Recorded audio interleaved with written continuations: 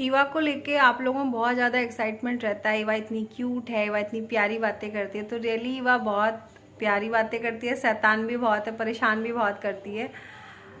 हम इसको इतना ज़्यादा लाड़ क्यों करते हैं, इसको हम कभी कुछ नहीं कहते हैं, चाह के भी नहीं कह पाते। बहुत सारे काम ऐसे कर देती है कि अगर इसकी जगह आरू हो तो शायद उसकी पिटाई हो जाए। और आरू वाकई में बहुत, हमने ना आरू के साथ हम बहुत ज़्यादा स्ट्रिक्ट रहे हैं शुरू से ही। और आरू इसीलिए बहुत समझदार भी है। ईवा के साथ चाह के भी हम नहीं हो पाए, कुछ ऐसी बातें हुई जिसकी वजह से ईवा के लिए हमारा जो बिहेवियर है वो बहुत ज़्यादा चेंज हुआ। क्या हुआ था ऐसा मैं आपको बताती हूँ। जैसे कि आप सबको पता है मेरी छोटी बेटी है। सबसे पहले तो मैं ये वाली बात बिल्कुल भी नेगलेक्ट नहीं करूँगी कि ईवा के टाइम में देखो, जब हमारे पास पहली बेटी हो तो दूसरे टाइम में हमें बेटे की ही चाहत रहती है। तो मेरे मन में भी थी, ये नेचुरल है। अगर कोई भी ऐसा है भाई जिसके पास पहली बेटी है और वो अगर ये बोल रहा है कि नहीं मुझे तो बेटी ही चाहिए या कुछ भी हो जाए, तो मुझे नहीं लगता कि वो दिल से बोलते हैं या फिर ऐसा वो चाहते होंगे। सब चाहते हैं कि उनके पास दोनों बच्चे हों, बेटी भी और बेटा भी। तो मेरी भी सेम यही चाहती कि मेरे इस बार बेटा हो। जैसे कि मैंने एक पूरा सोच लिया था, मतलब कि मैं खुद ऐसे सोचती रहती थी कि नहीं, जैसे होता है ना टेस्ट चेंज हो जाता है, बेटी बेटे अगर बेटा है तो मतलब कुछ लोगों की ये मान्यता होती है कि अगर ऐसा है तो टेस्ट चेंज होगा, बहुत सारे सिम्टम चेंज होंगे। तो मैं अपने आप को ही ना दिलासा दिलाती रहती थी कि ये चीज़ चेंज है, ये चीज़ चेंज है तो बेटा ही होगा, बेटा ही होगा। मतलब मैंने एक तरीके से पूरा अपने आप को ये सोच लिया था कि मुझे बेटा ही होगा। तो फिर ईवा हुई, 14 जून को ईवा हुई, ठीक है। अब जब ईवा हुई तो डॉक्टर ने बताया कि आपको बेटी हुई है। तो मैंने उनसे बोला नहीं आप झूठ बोल रही हो, मुझे बेटा ही हुआ है। तो उन्होंने कहा आपको कैसे पता, आप इतनी कंफर्म कैसे, आपने चेकअप कराया था? तो मैंने कहा नहीं ऐसा तो नहीं है, लेकिन मुझे ऐसा लगता है कि मुझे बेटा ही हुआ है। तो उन्होंने बोला नहीं आपको बेटी हुई है। और उन्होंने फिर मुझे ईवा को दिखाया। तो उस टाइम की मैं, आपको पता नहीं ये चीज़ कैसी लगेगी, लेकिन जो हुआ है मैं एकदम से सब कुछ एक्चुअल आपको बता रही हूँ। तो उस टाइम मेरी आंखों में एकदम आंसू आ गए कि बेटी क्यों हुई है। तो अब डॉक्टर ने ये सारी चीज़ देखी, उन्होंने मुझे बहुत सारी बातें ऐसी बताई थी उस टाइम पे जो कि मैंने अपने माइंड में उसी टाइम एकदम, जैसे कि ऐसा लग रहा था वो बिल्कुल सही बोल रही हैं। ये जो हमारी एक सोच है बेटी बेटे को लेके, ये बहुत ज़्यादा गलत है। और बहुत सारी चीज़ें बताई। उन्होंने बोला कि देखो आपकी जो पहली बेटी है वो भी बहुत प्यारी है और जो ये बेटी हुई ये भी बहुत प्यारी है। और अगर एक बेटा होता और वो अपंग होता, अपाहिज होता, तो क्या आपको इतनी खुशी मिलती? बस बेटा चाहिए।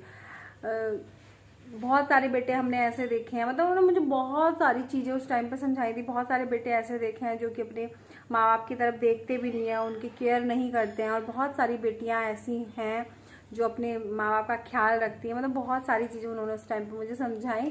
सबसे पहले तो उसी टाइम में डॉक्टर ने मेरी बहुत सारी सोच में परिवर्तन किया, लेकिन फिर भी मेरा दिमाग डिस्टर्ब रहता ही था। कम से कम ये सब चला होगा 1 महीने तक, लगभग 1 महीने तक। 18 दिन तक मैं गांव में थी इसके होने के बाद, और 18 दिन के बाद मैं काशीपुर आ गई थी, क्योंकि अरु के स्कूल शुरू हो गए थे। 14 जून को हुई थी और शायद 5 या 6 तारीख से, जुलाई से अरु के स्कूल शुरू हो गए थे। तो मैं काशीपुर आ गई थी। उसके बाद मैंने सब कुछ, पूरी केयर अपनी भी और ईवा की भी सब खुद की है। और दिमाग थोड़ा रहता था ऐसे ही, मतलब आप कह सकते हो कि इसकी तरफ मेरा ध्यान थोड़ा कम रहता था, लेकिन केयर मैं पूरी करती थी। तो एक बार ऐसा हुआ, मैं इसको नहला रही थी, बहुत छोटी सी थी, 1 महीने की भी नहीं थी। नहला रही थी, नहलाते नहलाते ऐसे इसकी जैसे गर्दन झुका के बच्चे को वो लगाते हैं साबुन, जो भी लगाना होता है सर पे, वैसे मैंने किया हुआ था। मैंने शायद गलत किया हुआ था, इस तरीके से लगाते हैं मुझे नहीं पता अभी भी ठीक से। तो ऐसे मैं लगा रही थी और लगाते लगाते इसे मैंने पानी डाला इसके ऊपर, तो इसने ऐसे गर्दन उठा ली और ये पूरा साबुन वाला झाग वाला पानी पी गई। और इसको सांस लेने में दिक्कत होने लग गई बहुत ज़्यादा। ये मतलब आवाज़ इसकी निकलनी बंद हो चुकी थी। तो सामने एक आंटी रहती थी, बंगाली आंटी, मैंने उनको दिखाया, मैंने आंटी ईवा को देखना क्या। ईवा उस टाइम हमने नाम भी नहीं रखा हुआ था इसका, हमने कुछ नाम ही नहीं सोचा था कि हमें बेटी हुई तो उसका क्या नाम रखना था। हम तो बिल्कुल श्योर थे जैसे कि हमें बेटा ही हुआ। तो मैंने कहा आंटी देखना छुटकी को क्या हुआ है। तो आंटी ने देखा, उन्होंने बिल्कुल इसको एक ऐसे ऐसे पूरा दोनों पैर पकड़ के पूरा लटका दिया उल्टा, कमर पे इसके खूब पीटा उन्होंने, और ऐसे मुंह में हाथ डाल डाल के सब निकाला। अब वो देख के समझ गई थी, मुझे इतनी नॉलेज नहीं थी। इसके नेल्स नीले पड़ने लग गए, इसकी हथेलियाँ नीली पड़ने लग गई, पैरों के तलवे नीले पड़ने लगे, इसके होंठ नीले पड़ने लग गए। वो समझ गई कि ये खतरे में। अब उन्होंने, वो रोने भी लग गई। उन्होंने बोला शिल्पी तो इसको तुरंत डॉक्टर के यहाँ लेके जा। अब पूरी बिल्डिंग में कोई नहीं था, ये नीता भाभी जी के घर की बात है, अब पूरी बिल्डिंग में कोई नहीं था। मैं घबरा रही थी उस टाइम, मैं घबराई। मैं सबसे फर्स्ट टाइम ईवा के लिए मेरे मन में इतना सारा प्यार केयर सब कुछ उसी टाइम जागी कि ये मेरा बच्चा है और ये खतरे में है। तो उस टाइम मैं बहुत परेशान हुई कि कोई नहीं है, मैं कहाँ कैसे लेके जाऊँगी इसको, रिक्शा का वेट करूँगी तो उसको कुछ हो ना जाए। हम तीनों ही थे, आंटी, मैं और नीता भाभी जी। तो उस टाइम मेरा भाई भगवान बन के उतरा था, इसके लिए भी और मेरे लिए भी। पता नहीं वो अचानक कहाँ से आ रहा था और वो मेरे रूम पे आ गया, बाइक थी उसके पास, बाइक लेके आया। बस मैंने कहा भाई तू सीधे डॉक्टर के यहाँ चल। इसको मैंने ऐसे नंगे ही टॉवल में लपेटा और मैं डॉक्टर के यहाँ लेके पहुँच गई। और मैंने अपने हस्बैंड को फ़ोन कर दिया कि मैंने ऐसे ऐसे बात हो गई, आप हॉस्पिटल आ जाओ। तो ये भी पहुँच गए। जब तक डॉक्टर ने इसको एडमिट कर लिया था और सीधे इसको NICU में रखा। NCU क्या बोलते हैं बच्चों, NICU में इसको तुरंत ऑक्सीजन लगा दी। और डॉक्टर ने तुरंत बोल दिया कि अगर आप 5 मिनट भी लेट हो जाते तो आपकी लड़की गई थी। कितने बच्चे हैं? मैंने कहा 2। क्या है पहला बच्चा? बेटी। तो ये जो चीज़ होती है ना, तो वो मेरे मुंह को ऐसे देख रहे थे जैसे कि मैंने ये सब जानबूझ के किया है। और उस टाइम मैं अपनी हालत आपको एक्सप्लेन भी नहीं कर सकती एज ए माँ। आप अगर माँ है तो आप समझ सकते हो उस टाइम मेरी क्या कंडीशन हो रही थी। बस मुझे लग रहा था मेरा बच्चा ठीक हो जाए। ये बेटी है, बेटा है, जो भी है, ये मेरा बच्चा है। 9 महीने मैंने इसको अपने पेट में रखा है और ये ठीक हो जाए बस।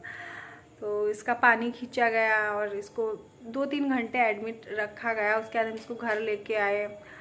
ऐसे हो गए थे पैर हमारे जैसे कि हमारे शरीर में कितना वजन हो गया है। अपना बता रही हूँ, मेरे पैर ज़मीन पे नहीं रखे जा रहे थे। मतलब पहली बार मुझे उस टाइम लगा कि बेटी बेटा कुछ भी हो, माँ के लिए बच्चे सब समान होते हैं। ये हम अपनी एक सोच ही बना लेते हैं बस कि नहीं बेटा होना चाहिए, बेटा होना चाहिए। और इसके बाद बिल्कुल मेरे मन में ऐसी कोई इच्छा ही नहीं है कि मुझे अब तीसरा बच्चा करना है बेटे के लिए, बिल्कुल नहीं है। बस मैं अपनी दोनों बेटियों के साथ एकदम से सेटिस्फाई हूँ। कभी मुझे लगता ही नहीं है ऐसा, सही बताऊँ तो, ना मेरे हस्बैंड को लगता कभी भी ऐसा। उसके बाद सेकंड टाइम ईवा को मेरे मकान मालिक का लड़का खिला रहा था और ऐसे उछाल उछाल के, और ऐसे वो सिर के ऊपर से खड़ा था, वो भी काफ़ी हाइट है उसकी, तो ऐसे करके सीधे जैसे ऐसे उछाल के खिलाते हैं बच्चे को। उस टाइम पे ये थी 10-11 महीने की। तो ये सीधे उसके सिर के ऊपर से सीधा पीछे को गिरी, उल्टी एकदम, सिर लगा इसका नीचे बहुत तेज की इसकी चीख निकली और ये शांत हो गई। अब मैं आई, मेरा रूम जो था वो पीछे की तरफ था और ये सब हुआ था सब पोर्च में, जहाँ गाड़ी खड़ी करते हैं। मेरा रूम काफ़ी अंदर की तरफ था। तो इसकी आवाज़ सुनी जैसे इसकी चीख निकली, तो मैं भागी एकदम से। तो देखा तो मेरी जो मकान मालकिन थी, उस टाइम हमने 2 रूम सेट लिया था, हमने नीता भाभी के यहाँ से चेंज कर दिया था। तो वो अपने लड़के को पीट रही थी और उनकी लड़की ने इसको गोद ले रखा था ईवा को, और वो पीट रही थी कि तूने इतनी तेज क्यों गिराया, ये है वो है, बड़ा लड़का है काफ़ी उनका। तो मैं उनको बोल दिया अरे मुझे ये नहीं पता था कि क्या इतनी चोट लगी है क्या, क्योंकि ये चुप हो गई थी उस टाइम पे भी। तो मुझे लगा था चुप है, इतनी चोट नहीं लगी, तो ये क्यों मार रही है बेटे को। तो मैंने कहा कोई ना भाभी जी, वो खिलाते भी तो हैं, गिर गई तो चलो कोई नहीं, बच्चा है गिर गया।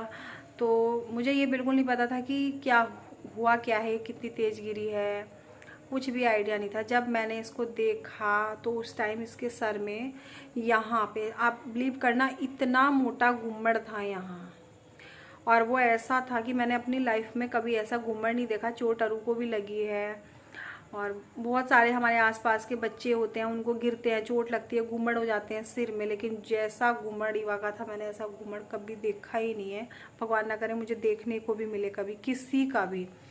तो इतना मोटा, इसके एकदम से रसगुल्ले जैसा बिल्कुल आगे निकल के आ गया, और उसमें नीली नस, पानी, सब कुछ दिख रहा था अंदर का। ऐसा लग रहा था छू दिया ना तो ये तुरंत फूट जाएगा।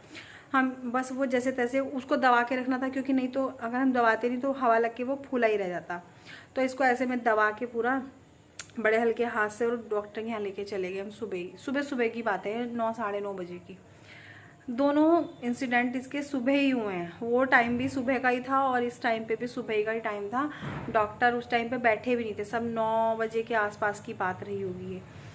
तो ये ऑफिस नहीं गए थे तब तक। तो हम भागे इधर उधर, जैसे तैसे एक डॉक्टर मिला, उसने हमें सीधे बोल दिया कि अगर आपके बच्चे को उल्टी आती है, वॉमिट आती है, तो आपका बच्चा खतरे में है, आप सीधा इसको दिल्ली ले जाएं, कहीं ना रुकें यहाँ, क्योंकि दिमाग पे चोट हो सकती है। अब हमारी तो जान ही निकल गई कि ये बात तो गई। फिर इसको हम घर लेके आए, और इसको खिलाना पिलाना भी ज़रूरी था, कुछ कि पता चलेगा उल्टी आएगी नहीं आएगी। हाथ कांप रहे खिलाते हुए इसको कि खिलाएं कैसे।